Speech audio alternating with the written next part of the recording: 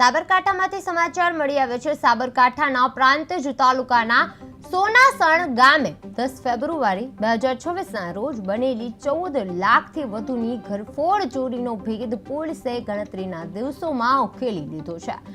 ભૂરીવાસ વિસ્તારમાં દર્શનાબેન પટેલનો પરિવાર સમૂહ લગ્ન પ્રસંગે ગયો હતો અને ત્યારે તકસર બંધ મકાનનું તાળું તોડી તિજોરીમાંથી સોનાના દાગીના ચોરી લીધા હતા।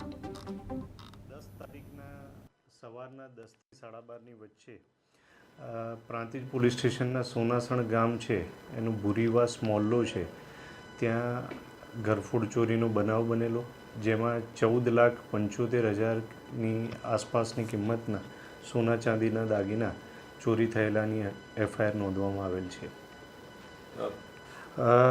આરોપી તરીકે રાજ ભૂપેન્દ્રભાઈ પટેલને અમે તપાસના અંતે અટક કરેલ છે અને જે ચોરીમાં ગયેલ મુદ્દામાલ તમામ રિકવર કરવામાં આવેલ છે।